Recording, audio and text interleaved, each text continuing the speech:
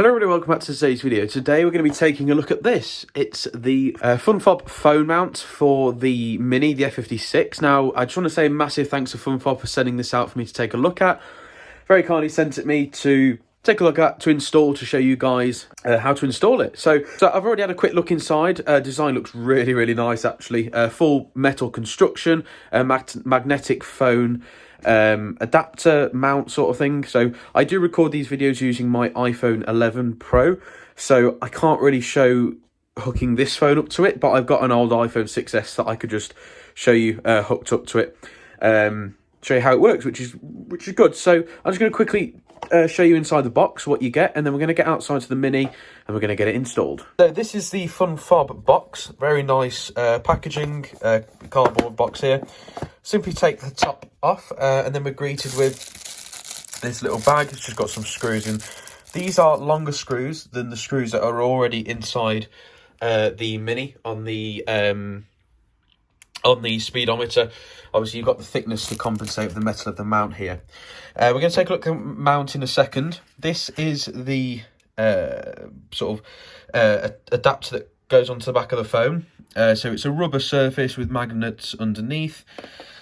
And there's a ball joint, well, the ball joint's there, that clips onto there, and you screw it tight, and your phone sits on that, which is really nice. Rubber as well, so it's not going to budge. Your phone's not going anywhere.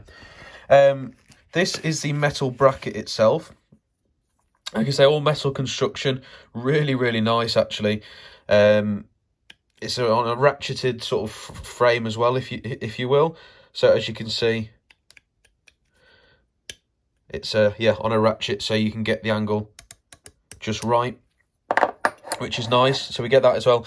Again, this is a ball joint that clips on like so, and then you can, well, that's where you put your phone. That's where you put your phone. Tighten it up like so, and then you got a swivel there. So that's where your phone sits. In here we do have some pads. Now you have the choice of either sticking these between a case on a phone or sticking it directly on the back of the phone. I'd probably go with the option of sticking it to a case or in between the case and a phone. You do get the circular one. As you can see, it just clips on like so. It's a really strong magnet as well. So, you know, look at that, really strong. I've already got one in between my case, the square version, on my sort of between the case and the phone itself at the moment. So yeah, this again, you know, all metal construction. Design of it is really nice. It's curved there to fit on the speedometer at the side. I'm just, you know, really impressed with the quality of this, unlike some of the others on the market, some of the cheaper ones. But you know, you get what you pay for at the end of the day. So we're going to go down to the Mini. It's just sat out there. We're going to get this installed. I'm going to show you guys how to install it. And yeah, let's get to it.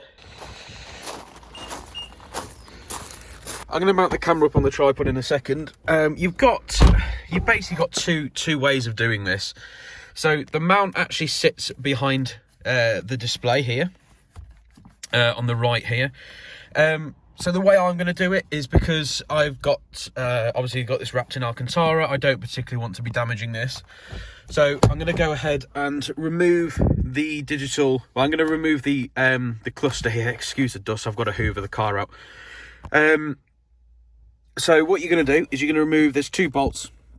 You got one here, I think, which is a T20 to the left, and the other one here, which again is a T20 to the right.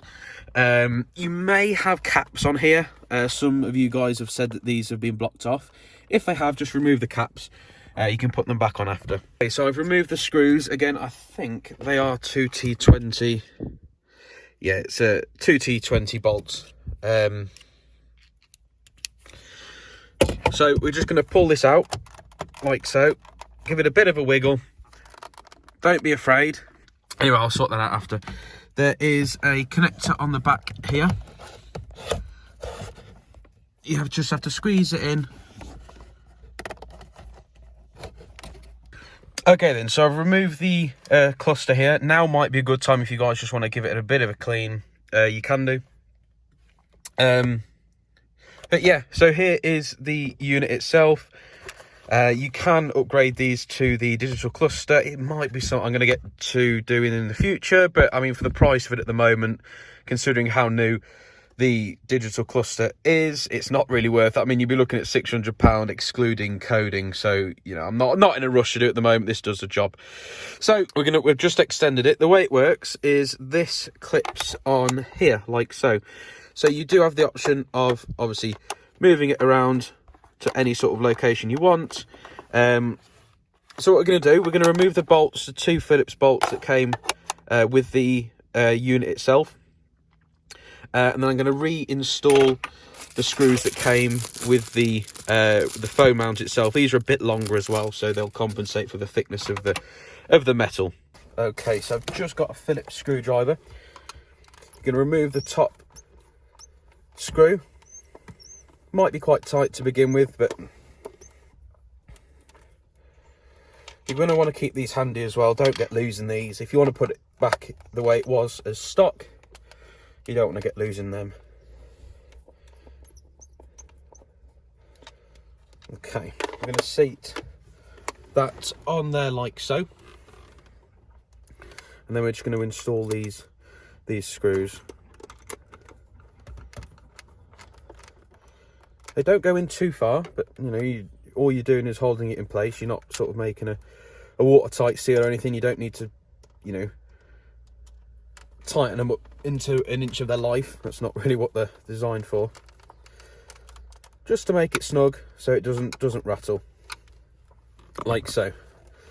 So that's all installed, as you can see. So we're just going to put this back in its place now. Reconnect the plug in there. And I'm just going to reseat this like so. Okay. Then we're going to take our T20 driver again and our 2 bolts that we removed.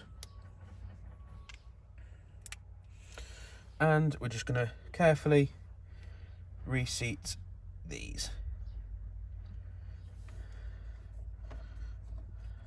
Okay then, so now this is installed. As you can see, you've got full maneuverability here of the mount itself, and it doesn't catch on the dash, which is nice. You know, either way you have it, it won't catch. So I'm going to put this back up the way I like it. Hope you can still see that. You can somewhat see it. Unscrew this a little bit, clip it on there like so, bring it round. We're just going to tighten that up.